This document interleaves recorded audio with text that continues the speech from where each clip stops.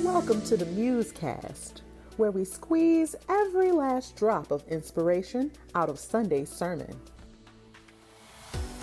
Hey everyone, Osheta here, and I am joined with Dan Kent.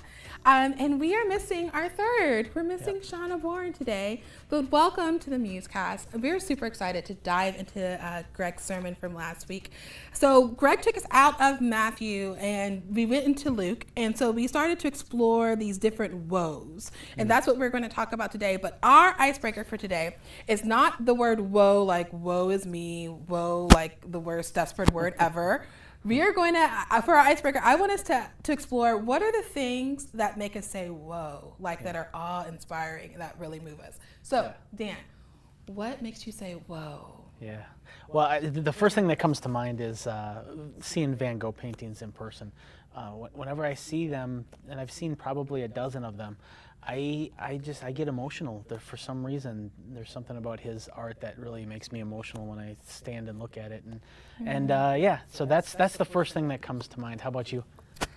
Well, I think I will always say this. I'm so basic, but I just love nature so much. And the autumn is just, it's my favorite season. Everything feels like alive and transitioning at the like transitioning to death at the same time.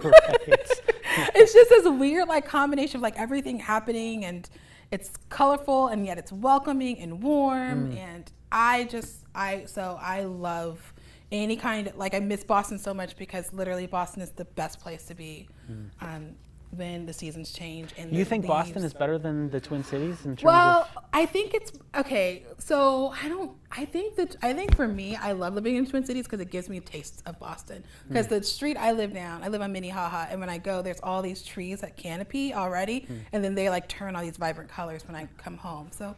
Yeah. I have to say this.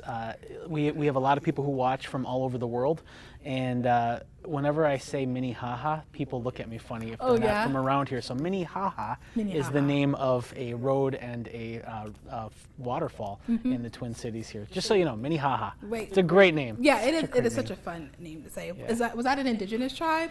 I don't know. In this area? I'm guessing it is. Okay. I'm guessing it's. Yeah. So autumn. Love it so much. Okay, so Dan, this was one of these messages that I was super looking forward to coming and having a discussion about it with the MuseCast, because it was one of these that, like, there was a lot that I was thinking and processing, and I kind of just wanted to be like externally process it with somebody, because like Greg just threw a lot at us to think about the positions of our heart, about context that we live in, about this present moment. It was such a good sermon. So can you give us the summary of what we learned over the weekend? Greg talked about he kind of drifted off from Matthew into Luke, and Matthew sort of has the most dense version of the Sermon on the Mount, but Luke also has the Sermon on the Mount, but Luke actually adds something that Matthew doesn't have. Luke in Luke chapter 6, he talks about these blessings, but he also talks about these woes. And Greg really looked at the woes because the woes aren't found in Matthew. And so we're going to return to Matthew, but we wanted to not miss this because this is an important nuance to the Sermon on the Mount. And Greg really looked at these woes, and this is kind of what they are. Woe to you who are rich, for you have already received your comfort. Woe to you who are well fed now, for you will go hungry. Woe to you who laugh now, for you will mourn and weep. Woe to you when everyone speaks well of you, for that is how their ancestors treated the false prophets. And so Greg kind of zoomed in on that, and he really kind of focused on this idea of there are these different paths that we can take in life, and some paths seem really good, and they seem like, man, this is awesome. And Jesus is warning us to think carefully about these paths that we go down, and don't go down the path just because it seems good, but really think about if this is a godly path to go down. And he talked about how these paths, even though they're very appealing, they can lead to a sort of meaninglessness, and they can lead to a sort of godlessness that leaves important parts of our hearts unfulfilled and empty. And so that's sort of what he focused on, and he kind of tapped into this idea that he's been talking about how we're not going to be hungry for good food if we're constantly eating bad food.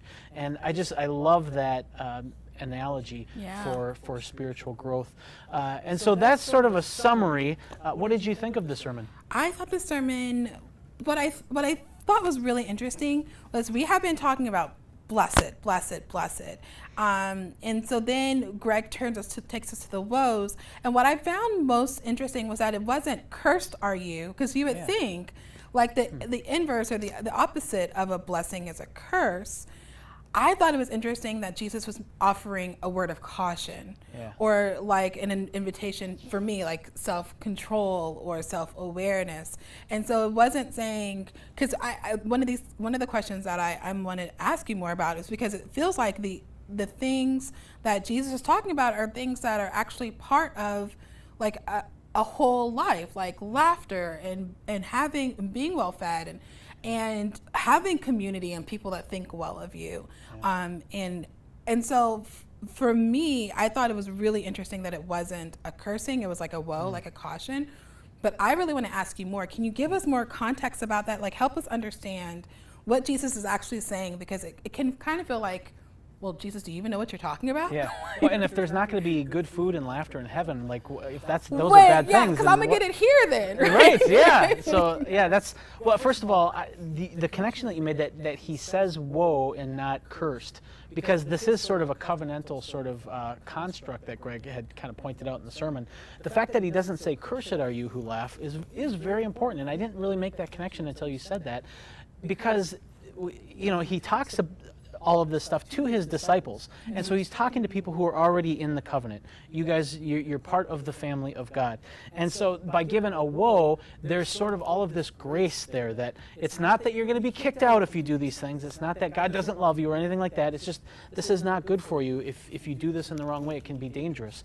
And so it's not that eating is bad, and it's not that laughing is bad. And you can kind of see that right in the text, because he says in verse 23, right before he goes into the woes, this is right after the blessings, he says, rejoice in that day and leap for joy, because great is your reward in heaven.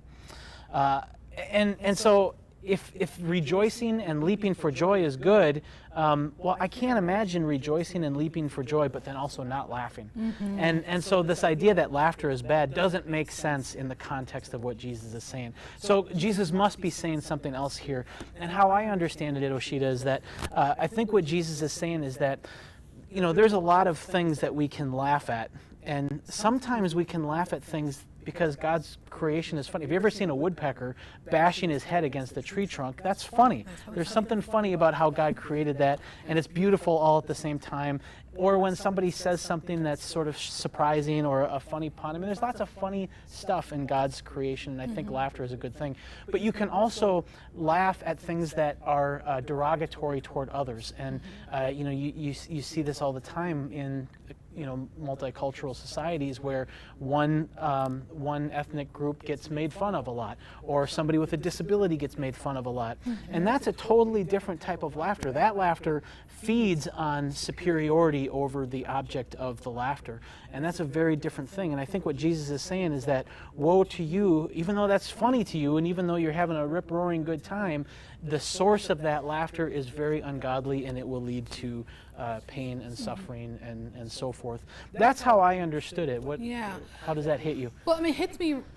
I agree with you. I think, for me, the context or the caveat that I would kind of think about, since this is a covenantal, Jesus, this is all covenantal language, and he's inviting us into this new way of being in covenant with each other, is are you rich at the expense of somebody else's poverty? Yeah. Are you laughing in the face of somebody's suffering?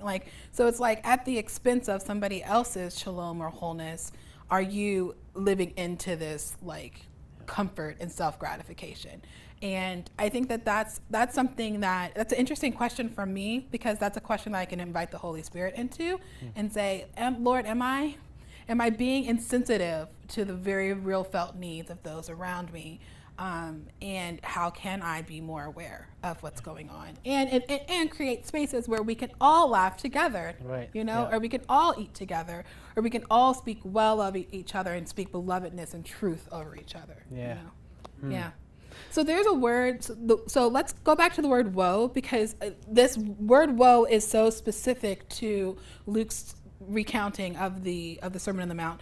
And so I kind of want us to talk about that a little bit, because we had an interesting question. Like, what, we talked a little bit about it, but like, what, how can we conceptualize this word woe? So I think we already did talk about it's not a curse, it's maybe a caution. Is there any other like things that we want to say to help us first fully get our minds around the word woe, so that we can then think about the other aspects of it? Yeah. Is there anything else you thought about? Yeah, I did. In fact, it just came to me now. Like, I was trying to get at this earlier before I got here. Like, what is this that I'm thinking See, of? external processing. Exactly. Right? It is, totally. I hope you're all getting something out of this external processing as well.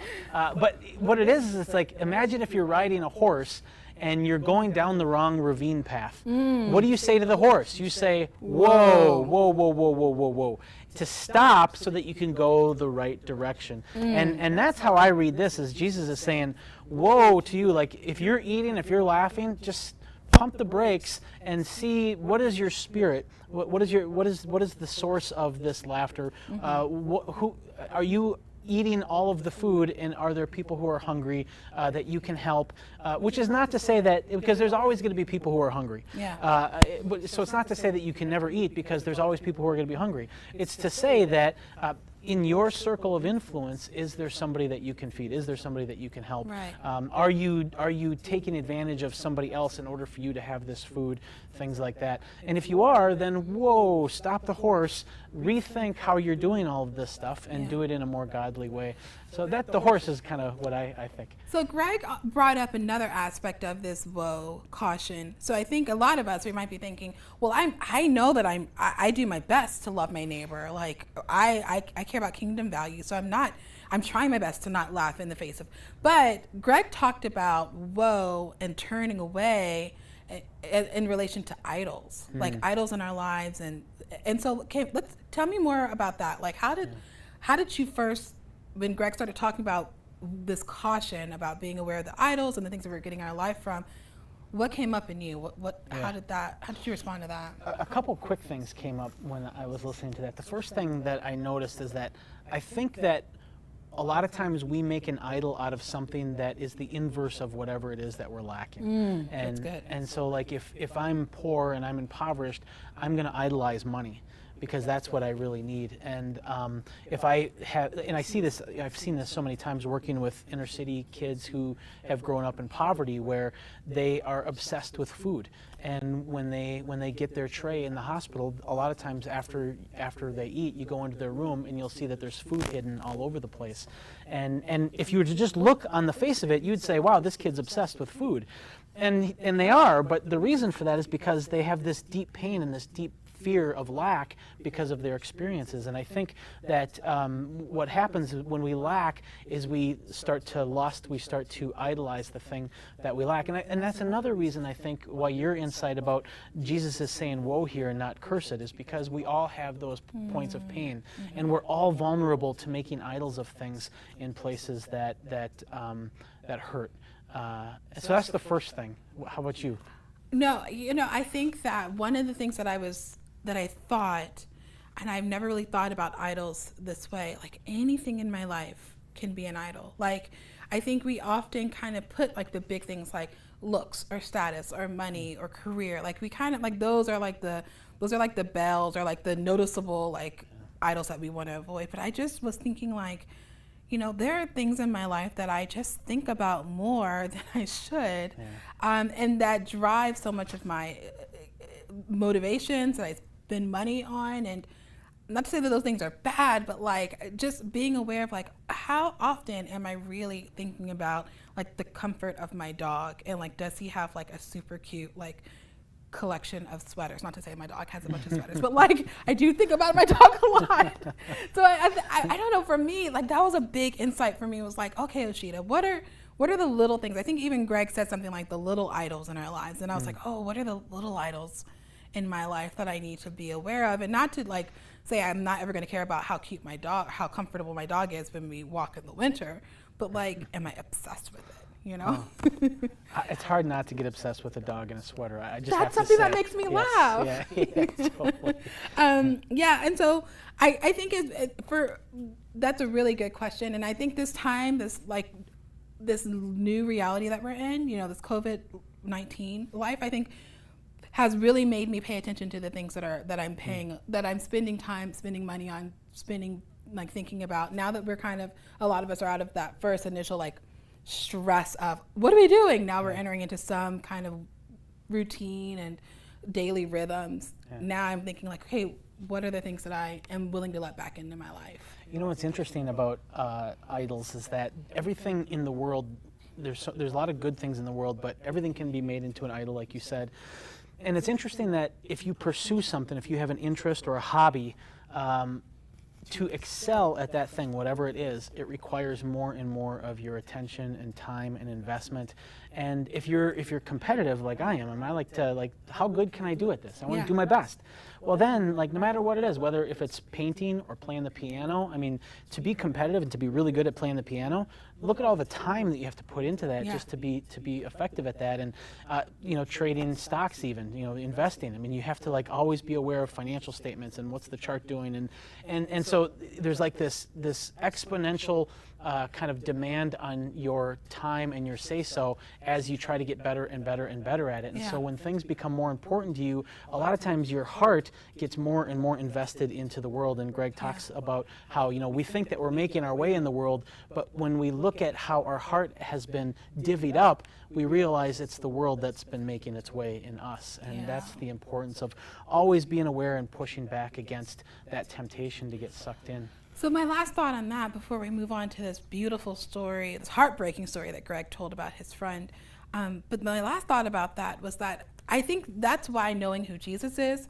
knowing who we are as kingdom people, and that we are people, we're in community, we're in covenant, I think that's important, because for me, I know when something is when a little thing is becoming like an idol, or I'm caring too much about it, when I care about that more than the people in my life, more than the people that, you know, like if I'm starting a shopping habit and I'm just only buying fast fashion, and I know that that's hurting little children in, you know, developing countries, but I still want that cute top, you know, like, so so I think even just knowing that like people matter to God, those who are made in God's image matters to God. And so anything can become an idol, and I think we especially know that that's like a telltale sign that something's an idol when we don't care about the human implications of that, you know.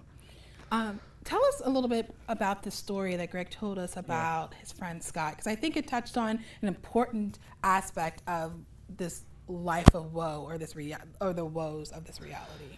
Yeah, he talked about his friend Scott, and I can't really tell the story of Scott as well as Greg did. And Greg, it's just a beautiful thing, and you have to watch that part of the sermon. But Scott suffers from a debilitating disease, so much so that he can't really do any of the things that he used to do, and it's just a miserable, sucky situation that I think God detests, and God can't wait to heal. But in the midst of that horrible situation, one potentially good thing is that Scott has a very crystal clear understanding of where his hope lies. He's at the point where there's no hope medically for him. There's no hope, you know, in terms of like starting a family and having a career and those types of things, because he's just too debilitated. His only hope is the healing of God in you know, in the kingdom. And there's something very kind of invigorating about that, because so many of us live our lives sort of in this fog where we sort of hope in a lot of different things. And that can lead us, I think, down these woe roads, because those things that we have hope in a lot of times they're not justified. They don't justify hope. And so I think that's really important, and this is where Greg really kind of hammered home this point. And it sounds so negative, where he talked about, look, if the story of the gospel isn't true, then we're in a laughably ridiculous situation where we are all just kind of random kind of burps in the universe, and all of the things that we think are important aren't. And even nature, which I think, I'm like you, Osheta, I mean, nature, I connect with God in nature, and all of these amazing experiences I've had in nature, it's not real. It's just a biochemical reaction that's tricked me into thinking that it's more meaningful than it is. And all of the pain I feel when I see the garbage in the ocean, and I have this fire to this motivation to save the planet, all of that doesn't make any sense either, because the planet is headed toward the heat death of the universe. The planet is headed toward cold, dark nothingness, unless the gospel is true. And I think that if our hope isn't in what the gospel says about reality and creation, then we're going to put our hope in things that just don't justify that hope, and it's going to lead to suffering. And it's so easy to do, because we think that our lives are meaningful because we have a good career, and we think that our lives are meaningful because of our family and our kids, and we think our lives are meaningful because of our successes. And there's a very important distinction that I would like you to think about. And the distinction is the difference between purpose and meaning. And here's how I've kind of I've thought about the difference. And it's not mine. This is Camus. This is his analogy. But he talks about this myth of Sisyphus. And Sisyphus was this mythical king from a long time ago in ancient Greece who was just this horrible king. And he would just kill people just for fun, just because he could, because he was a king. And the gods hated this king. And when this king finally died, the gods punished him by placing him at the bottom of a hill with this big giant rock. And he was condemned for all eternity of pushing this rock up to the top of the hill. And as soon as he'd get to the top, the rock would roll down the other side. And then he'd have to go down and push it up again. And the rock would never stay at the top of the hill, and he'd always have to go down and push it. Day after day after day after day, that's all Sisyphus would do forever. And when you look at that existence, there's no point to it. It's meaningless. But he could still have purpose. He could have purpose as he's pushing this rock up the hill. He could, for instance, he could be pushing this rock up the hill, and he could strive to be the greatest yodeler ever. And he could accomplish that. He could be the best yodeler that has ever existed. And yet his life is still meaningless. His life still is just pushing this rock up the hill that's going to roll down the other side. And a lot of times people think because they found this purpose that they found meaning. But meaning requires God. Meaning requires a meant to be. And a meant to be requires somebody who means it. And that's why, philosophically, that's why when Greg says if the gospel isn't true, then we are truly in a meaningless, hopeless situation. That's my philosophical rant for today. I love philosophical rants. You know, I kept thinking while Greg was telling that story, I'm so glad that Scott has Greg. Like, I'm so glad that Greg is in Scott's life. Like, the whole time, because I think that one of our purposes, what adds meaning to our living out of these kingdom values, is that we have each other to remind us that this is not the end. Like, this is not the way it should be. That we are truly, this is truly a crucifixion moment, or this is Dark Sunday. This is a quiet Saturday. But Sunday is coming, you know. And so I think that one of the things I was so grateful for, and that had me thinking about what is my responsibility for those that I know who are suffering, great things that they are suffering, like Scott, and even, you know, people in my life who are like, I'm just done with not being around the people I love. I just cannot. Or I have zits all over my face because of masks. Like, how do I kind of be a faithful partner next to them and say, like, God is still God, and and I will sit and cry with you, and we will go get some Clearasil, girl. Like, it is okay. You know, like, to have somebody to just witness that suffering and say, but your life is not, you were not made to suffer. I see your suffering, God sees your suffering, and this is not the way it should be. And I think that is a profound act of love and camaraderie that I think we're called into when we kind of feel like we are just in an existence full of woe, which for so many of us right now, that, like, when they hear woe, they're not thinking, oh, I'm trying to caution against making bad choices. My life is just literally full of woes. Man, isn't it great too that we worship a God in Woodland Hills here, at least, that looks at our pain and suffering and longs for those hurts to be healed? Because there's a lot of churches who think that God wants us to be suffering, and I just, it's such a weird picture of God to me. Like, how could God not be as beautiful as the God that's revealed in Jesus Christ? Right, you know? and I think that's why Jesus is saying, like, you know, like you're saying, Jesus was saying, like, it's okay for us to have laughter, like we should enjoy, but then also, like, be aware of the ways that you're celebrating and ignoring the suffering of others. Like I think it's super important that we keep it in context. Who is Jesus? And Jesus was deeply relational. And so this is, as much as this is a caution to us, this is an invitation into community for us, which I thought was super important for then Rob Kistler and Shawna to get up and then talk about the ways that we are actually creating these opportunities here at Woodland to stay in community with each other. So when we are suffering, we can say, this is not the way it should be. When our picture of God begins to falter, we can say, no, God is more beautiful and more just and closer to us than we think.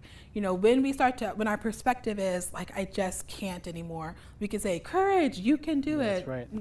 And so, of all the things that we covered, and we covered a lot, so I would encourage you to, if you have the app, or if you have a smartphone, download the app. Some of the things that we're doing here at Woodland are on the app. They're definitely on the website. Or go back and re-listen to the sermon and just fast forward to the end.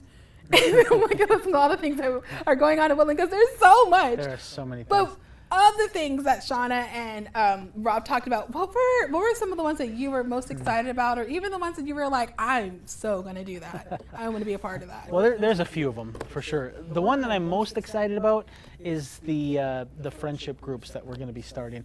And we sort of did a pilot of the friendship groups, and I've had such a great time with Danny and Eric, and I really think, and these friendship groups are going to be structured, and there's going to be some material to facilitate them. And I think you and Shawna developed the material. Is that right? We started, and then yeah. Well, it was really it's great, and so I think that's probably what I'm most excited about. How about you? Okay, so I'm gonna say it wrong, Rob. I'm sorry, but it's like living in the spirit. Is that what it is? I don't remember. It's the spiritual practice. This one, Yeah, I'm so into spiritual practices, and so I think I'm going to be popping into that group, and I'm actually like, can I do like a shameless plug? I'm really excited about the women's reading group that's going to happen in October and November. What's that about? So actually, you can vote. You'll be able to vote later on this week. But we are going to vote on 4 books, one to do in October and one to do in November. And we're just going to meet up and do discussion questions and process like a book that's relevant to this moment now, but within a all women context. And it's going to be mostly only over Zoom for right now, because a lot of us have busy lives, and we'd rather just stay at home and connect with others than have to go out. So book clubs are the best. And you know what? The prep for those are so easy. Well, Dan, this was really fun. Shawna, we hope that you feel better soon. Feel better? Oh, that's right. Yeah, she's not feeling great. Yeah. Okay, really, Shawna's actually on an international mission at the space station. Don't tell anybody that, but that's what's really going on. So. Between us and like hundreds of others. That's right, yes. So Dan, is there anything else that you'd like to say as a blessing or as a final thought before we head out for the day? Embrace joy. I mean, really, the world needs joy, and Jesus tells his disciples to rejoice in the kingdom. And so to definitely listen to Jesus' caution, but don't let Jesus' caution rain on your joy, because he says to leap with joy and to rejoice in the kingdom. And boy, we need some of that. We need some rejoicing and some leaping for joy. Yeah. All right. Well, have a great rest of your day. Thanks for tuning in to the MuseCast. Bye, friends.